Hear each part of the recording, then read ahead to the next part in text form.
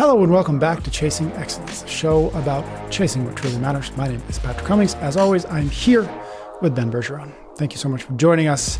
Hello, my friend. How are you? Hello, my friend. I am good. Good to see you. We've got this time around AMQAP20 returns. We're going to try to answer as many of your questions as we can. This time we've got questions about a father of 3 young girls struggling to balance sleep, training, and family life. Our thoughts on whether the fitness industry has lost its way by prioritizing hustle culture over genuine impact. Thoughts on if someone with a history of multiple hernias can safely begin CrossFit training, and hopefully a couple more depending on how long we talk. Before we get into our first question from Craig, one request: if this episode or any of the episodes that we put out recently or this year at all has resonated with you, please do consider sharing it with a friend or two. We want to launch into the new year with as many like-minded folks as we can. And the best way to do that is if our current listeners share an episode or a number of episodes with their friends and family and cousins and colleagues. It's the best way that new folks will find us, will trust us, that we are worth their time. And so if you can take just a minute, hit the little share button wherever you're watching or listening to this, send a text, say, I've been thinking about you, I think you might like this. That'd mean the world to us and might mean the world to your friend. You specifically pointed out cousins. Share with your cousins. I have so many cousins. How many cousins do you have? I have a lot. My mom was one of 8. So my mom was one of 9 and my dad was also one of 9. Oh my God. And everybody had like at least 4 kids. And so like I have so many cousins. Oh my God. Yeah, that's amazing. So that's why, because the only people in the world that I know are my cousins, because I have that many. All right, so share this with Patrick's cousins. That'd be awesome. If you accidentally share this with one of my cousins, I will send you something. If you don't know that they're my cousin and you share this, that would make me laugh. All right, AMQAP20, we're going to put 20 minutes on the clock. We're going to do our best to answer a handful of these questions. Sometimes we talk real fast to do so, but so be it. I'm feeling good today. All Very right. rocking. Let's do this. All right, clock is running. This is from Craig. Father of 3 young girls, age 5, 3, and 1. I'm facing a new challenge, sleep deprivation. Bedwetting, teething, nightmares often keep me up for hours at night. I'm also balancing a demanding job as a detective with a training schedule of running 3 times a week and CrossFit 4 times a week. I typically exercise early in the morning before work to be present for my kids and wife in the evenings. Given the importance of sleep for overall health and well-being, I'm wondering, is it more important to maintain my training routine, even if it means sacrificing sleep, or to prioritize sleep and potentially reduce some of my training? How can I find a balance that allows me to be the best father and role model while also taking care of my own needs? This is a great question. Craig sounds like one of us. He's what a 100%. stud. 3 young girls, detective, and he wets the bed. That's great. Okay, so, but it's a great... Stop drinking before you go to bed, Craig. Easy. Yeah. I would say maybe like a clothespin on the tip.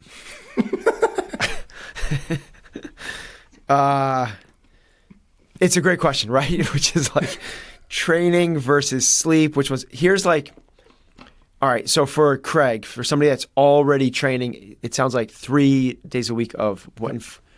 3 days of CrossFit, times, CrossFit 4 times. So okay, so that's probably 6 days a week. Yep. Right, at least, if not 7 days a week of training. Yep. My suggestion would be, for sure, if you get less than... It's also hard to say because he doesn't say what his normal sleep is. Yeah, but exactly. It's just interrupted sleep. So it could still be 8, but it's 8 interrupted sleep. Correct. But again, so we don't know. But here's my litmus thing. If you're getting less than 6 hours of sleep, you should probably stay in bed and try and sleep. Don't get up and get that training session in.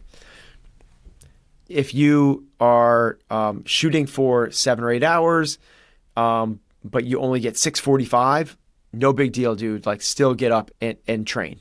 There is so much benefit to, now Matthew Walker would say otherwise, but the research that we're really seeing is how much benefit there is. There's almost nothing. There is almost nothing that you can do that is as detrimental to your health as exercise is beneficial to your health. It's just so powerful. So you're doing the right stuff. CrossFit 3 days a week, running 4 days a week. But you probably also don't need to be doing that much, honestly. Give yourself the permission to not train that day. Yeah. That once a week, back off. This is my suggestion to Craig. Once a week, if you are really have a bad night, don't train that day. And the easy rule there, again, I'm just going to say it again, is the 6. Yep. If you're getting less than 6, it's more beneficial for you to stay in bed than it is to train. Just that is like sleep deprivation. Yep. They took healthy college-age kids and they sleep deprived them for 5 nights in a row. All of them were pre-diabetic by the 5th night. Being sleep deprived actually puts you in that category. So that's what we would call sleep deprivation is less than 6. So try not to let yourself get to there. Yeah. Just to reiterate what he said at the end there, I want to be the best father and role model. I will tell you, you will not be the best father and role model if you are sleep deprived and at 7 o'clock at night, everything makes you angry. Yeah. So sleep is important. Okay. Good for you, Craig. Good luck to you. Next one's from Lewis. What are your thoughts on the current state of the fitness industry? It seems the prevailing culture glorifies hustle and flexing about income or work intensity rather than celebrating the positive impact on people's lives. How can we shift this focus? I think the question is about like, we celebrate fitness so that you can work harder, so that you can make more money. I think that's Lewis's question, but tell me if you read something else into that. I hear it different. I hear it in terms of like, to be a fitness professional. It's about making more money and it's about hustling and, you know, the Alex Hormozy stuff, right? About just like build your business, get to the next zero on the paycheck, like that type of stuff. So so I'll answer the first part, the last part first. LIFO, accounting principle, last in, first out. How do we change this? I don't think we do other than having these conversations that we're having right here. Yeah. Like, I think that's the extent of it, is just try to pop to light how to chase what truly matters. That's the whole idea. Instead of, as you're saying, instead of hustle and income, chase impact and fulfillment. Okay, that's like, how do we make those changes? Through these small conversations. Never underestimate the power of a small, passionate group of people's ability to change the world. In fact, it's the only thing that ever has, right? Now, what's my take on the current state of the fitness industry? Yeah, in like a minute, if you could. I don't think this is the current. I think this is just what it's always been. Yeah. In the 80s, it was no difference. Yeah. In the 80s, it was about like, do you have a BMW or are you a yuppie? It's like, it's the same thing. And the reason for that is we're going to always, as a species, value the tangible over the intangible.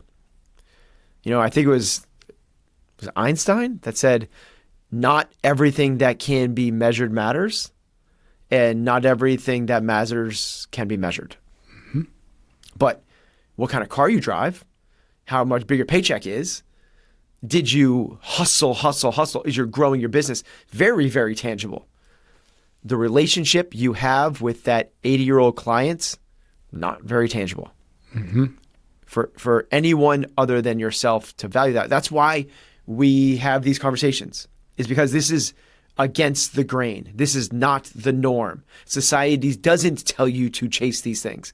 They say, chase the job on Wall Street, chase the 3-car garage, chase the yacht, chase the, it's all of that. It's the accolades, the awards. It's not the fulfillment, it's the followers. Like this is, we have to become aware. And it's through this reflection and conversation and deep introspection of, dude, what truly brings you joy, not pleasure, not immediate hedonic happiness, right? But like everlasting joy, which by the way, most of the time comes through struggle. The joy is on the other. That's what doing meaningful work. That's what it means. So not just work to be a part of hustle culture. So I don't think this is new, and I don't think that we can do some big holistic change. I think it's us just kind of continuing to chase fulfillment over the accolades, the awards, the applause. Yeah. Seth Godin has this great line where he says, find the others, right? And it's partly a marketing exercise, but it's find the others, find the other people who believe what you believe. Put yourself around them, surround yourself with them, have those conversations, and ignore those who don't believe what you believe, who don't want what you want, who aren't chasing the things that you're chasing.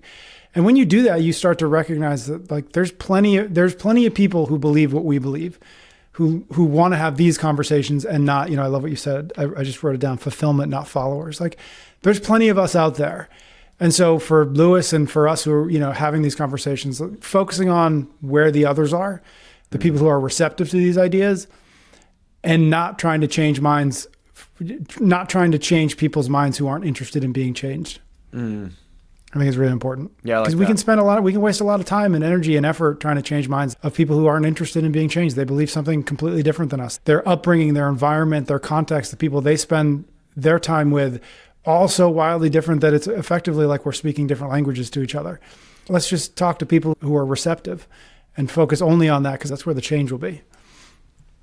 Yeah, a little bit too is like it's not wrong, right? It's just the way that they view success. And that's not wrong. Like, that is success.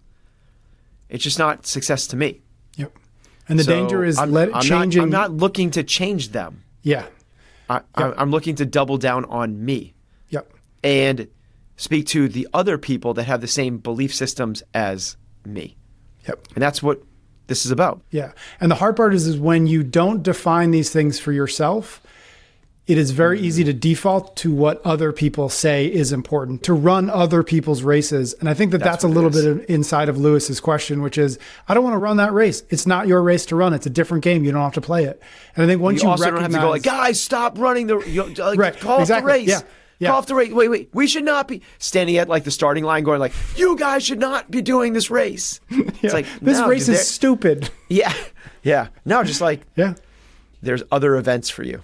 Yes. The important part in that is you have to then define for yourself what the race is that you want to run. Because absent that, then you're just left, you can say like, I don't want that race, but I don't want to figure out what my race is. And then you're just left in the weird middle where you actually don't know what you're trying to do and what you're trying to accomplish. And that's hard. That's hard too. So just be careful that you're not just abandoning one race, but also that you're figuring out what the races you want to run. Yeah. All right. Quick pause. Say thanks to a few sponsors, and we'll get back into our questions. Brought to you this time around by SciFox Health, the easiest and most affordable way to monitor your blood biomarkers from the comfort of your home. Visit scifoxhealth.com/excellence and get 20% off your at-home blood test kit. If you're passionate about enhancing your health, understanding your blood biomarkers is a game changer. SciFox Health offers a revolutionary at-home blood test that focuses on 17 essential biomarkers, providing you a complete health overview in a single, easy-to-use kit. So say goodbye to clinic visits and long waits. With just a few drops of blood, you can collect your sample at home. Best of all, they've slashed the cost of blood work by over 88%, making regular testing accessible to everyone. Combine your blood biometrics with data from your fitness tracker for science-backed insights and actionable recommendations to optimize your health and performance. Track important health markers like vitamin D, cortisol, and testosterone to improve your energy, focus, and overall well-being. SciFox Health empowers you to identify health issues before they become a problem and make lifestyle changes to feel your best. Head to SciFox Health, that's SIPHOX health.com/excellence. Start your journey towards optimal health today. We are also brought to you by Momentous. If you're serious about taking your health to the next level, you've got to check out Momentous. Head over to livemomentous.com and use the code excellence for 20% off your order. Momentous is all about setting a new standard in supplements. They're working with top human performance experts using the best ingredients and ensuring every product is NSF and Informed Sport certified. In a world full of choices with questionable labels, Momentous stands out by promising quality and transparency. They call it the Momentous Standard, and it's what sets them apart in the industry. I recommend starting with the Momentous 3, protein, creatine, and omega-3s. It'll be your go-to for supporting everything from muscle recovery to mental focus. If you want to join the best in human performance, visit livemomentous.com. Use the code excellence for 20% off. That's livemomentous.com with the code excellence. Don't miss out on this opportunity to invest in your health. All right, starting our clock once more. This next question is from Jesse. I'm 46, 5'10", and 155 pounds. Over the past decade, I've experienced 4 hernias of various types. I've always been intrigued by CrossFit, but haven't taken the plunge. What are your thoughts on CrossFit for someone in my situation? With proper coaching, is it possible to safely perform these crucial lifts? Wow, 4 hernias is a lot. Okay. So I had an umbilical hernia a couple years ago and learned a lot about my misinformation, my ignorance about them. Hernias are caused by a weakness in the abdominal wall. Strength training improves the strength of the abdominal wall. When I went to have my surgery and consult and follow-ups and all that, they very, like, in between the consult and the surgery, I was totally expecting them to be like, okay, now lay off the weights. They were like adamant, like, keep strength training. It's the opposite of what we've been told. Hernias, basically, for the people that don't know, it's a little bit of like your insides pop through your muscles and become your outsides. And you actually like push them back in. And they get like sucked back into you. They're caused not by strength training. They're caused by genetics, by excessive coughing, excessive sneezing, obesity, sudden weight gain, and aging is the things that actually cause them. Strength training is the thing to help prevent them. It's actually the thing that strengthens the abdominal wall, particularly when you do it with the appropriate loads, appropriate technique, and you use your midsection to brace. It's when you don't use them that actually something bad happens. Now, having said that, if you don't do those things, if you use excessive loads, if you don't brace your midline, if you do too much too fast, too soon, then it can cause those things. I think it's probably where they got the old wives' tale, the urban myth that strength training causes hernias, is probably from people not doing them well. So to the question, is it appropriate? Should you do it? And I think they laid out all the things like with a coach and with the right thing. Then the answer is yes. Yep. Not only yes, but you should. Like everything, exercise and well-rounded training solves a lot. Yep. All right. Next one's from Jordan.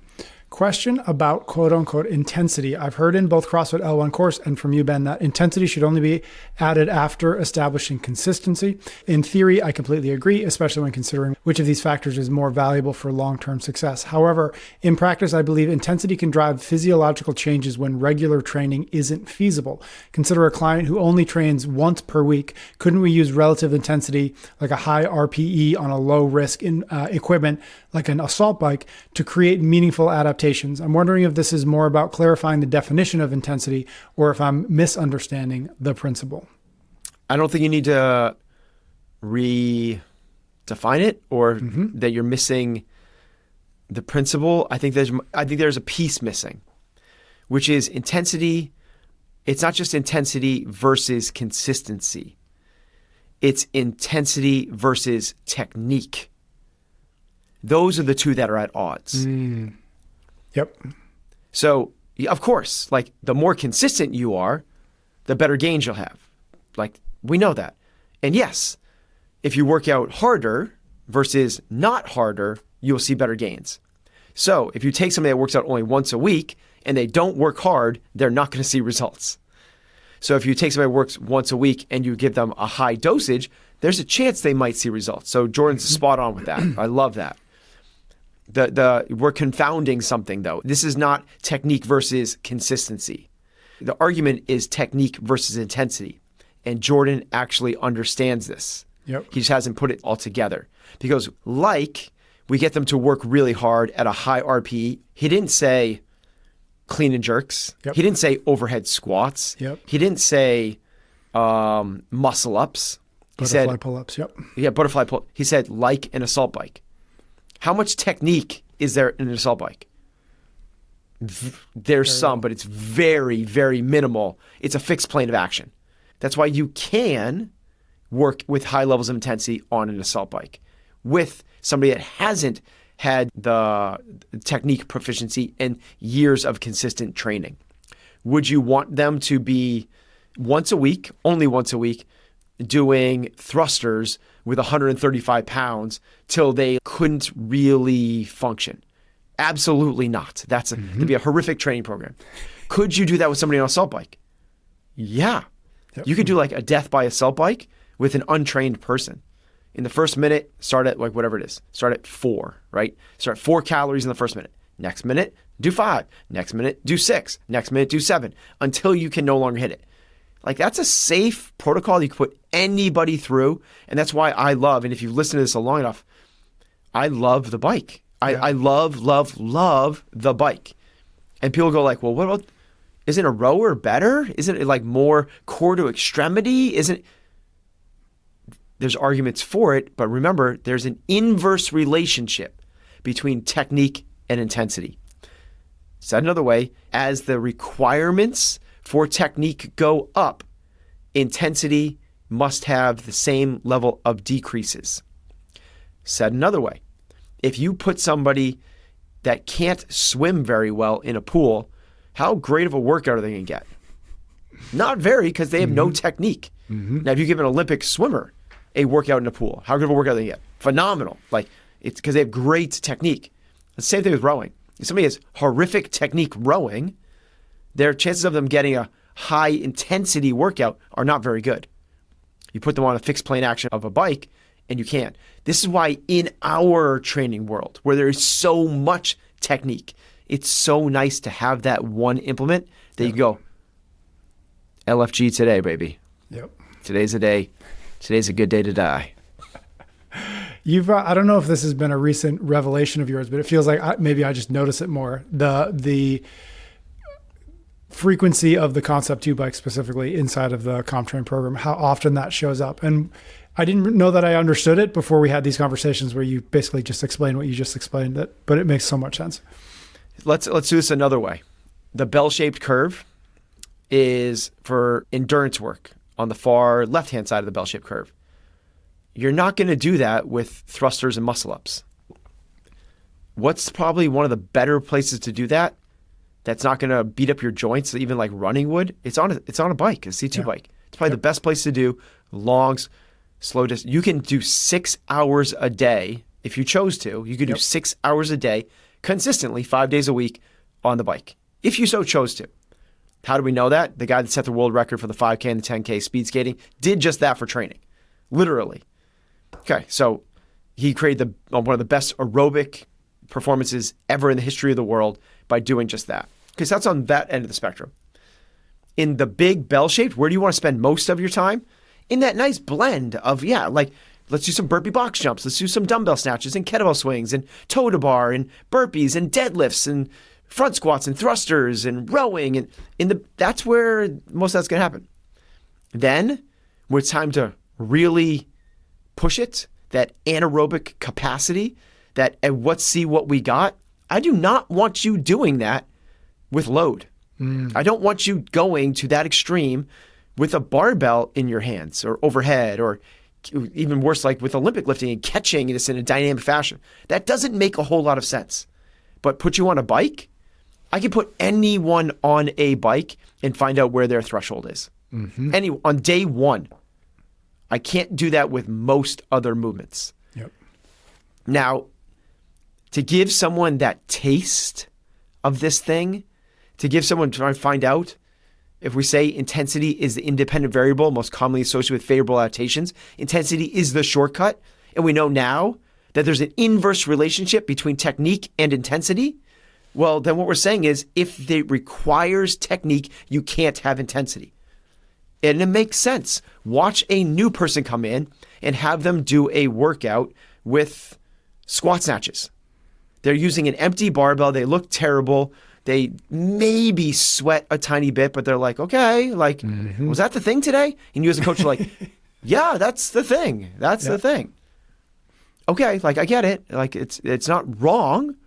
But if we're saying intensity is the independent variable as commonly associated with variable adaptation, shouldn't we be working with that? Shouldn't we? And the way to do it is to lower technique requirements. Lower them. Not saying dumb it down to nothing. I'm saying have a small piece of the programming that is just reliant on that. Isn't that nice? Wouldn't you as a coach, wouldn't you as an athlete want to have that part of the programming as well? We have the other end. Why would we not with this end? And you don't have it with rowing, by the way. Yep. Rowing is not the thing, and you don't even have it with running. Running is not the thing, because you've all seen it. You take somebody that comes in the gym that is 295 pounds, 100 pounds overweight, they're 5'7". You're like, okay, so we're doing this running workout, and it has these 400s in it. And what do? They either walk or they sub something else out because it's too much. They can't do it. Everyone can do the bike. And it's a really powerful tool. All right. That's our 20 minutes. Thank you for the Oh, questions, man. everybody. I know this is not exactly the 2-minute drill like we originally envisioned. It's a hybrid of the two, back. I guess. Yeah. I still love it. I think it's great. ChasingExcellence.email, folks, if you want to get a question in the queue. I'd love to get a bunch of really good questions as we get into the new year so that we can plan all these episodes out, and maybe Ben and I can talk faster so we can get through more of them. ChasingExcellence.email, put your email in there, get on the free newsletter list, or consider jumping into the Chase Club, which is our premium membership. You'll get ad-free episodes, bonus content, and some fun things we got coming in the new year. Ben, thank you as always. We'll be back soon for a brand new episode of Chasing Excellence.